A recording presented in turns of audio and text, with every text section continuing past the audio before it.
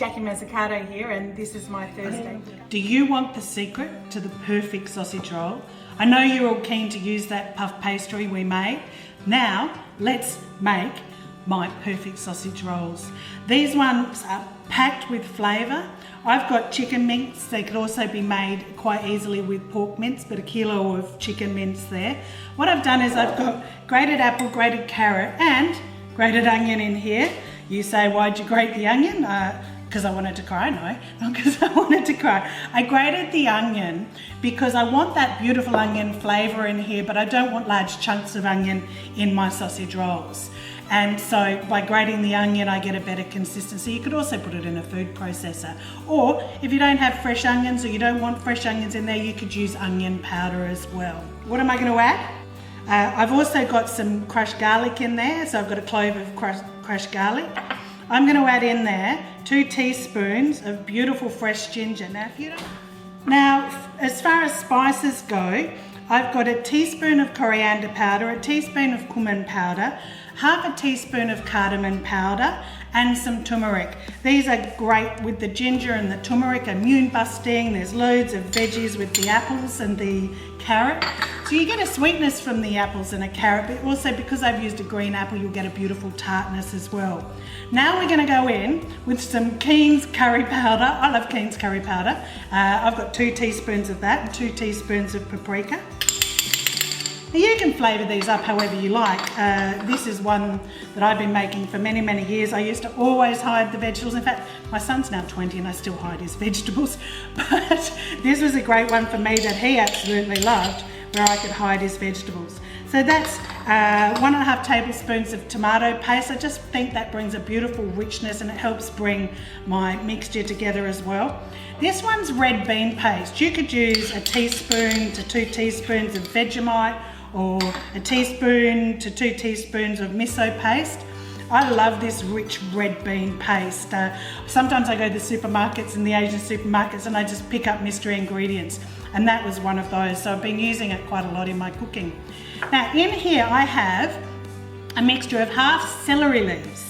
So I haven't used celery. Sometimes I would actually grate the celery as well, like I did the onion.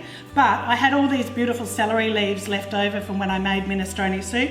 I don't like anything to go to waste. So you still get the same celery flavour by using the leaves. So this is a handful of parsley and a handful of celery leaves, just all diced up nice and fine, and it just brings a nice colour to the dish as well.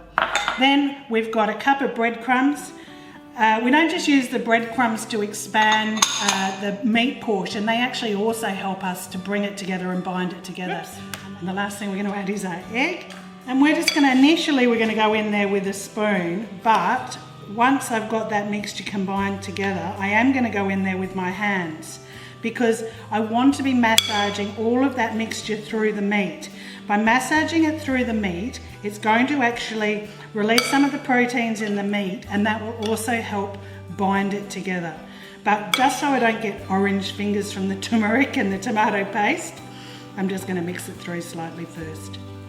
There we have our beautiful mixture ready for our sausage rolls. I'm going to put that in the fridge now whilst we prepare our pastry. So we're just rolling out that beautiful, beautiful puff pastry that we made. I don't want to go too thin, but I also don't want it to be too thick either. We're ready to assemble our sausage rolls. Oh, you're never going to go back to store-bought pastry, I can guarantee you. So this beautiful, beautiful mixture, then head across to our YouTube channel and subscribe, and the recipe for the sausage roll mixture is there. And why not, while you're subscribing, check out all our other Thursday cook-ups. I like nice, big, fat sausage rolls, but you can make these whatever size you like. What I'm going to do now is roll those over. Now I know sort of where it's going to go to. I can just use a little bit of water on that edge so that they don't come open. Cut my pastry with a nice sharp knife and roll it over. So I'm going to cut these into about this sort of size and shape for my big puffy, beautiful sausage rolls. I haven't put the oven on yet.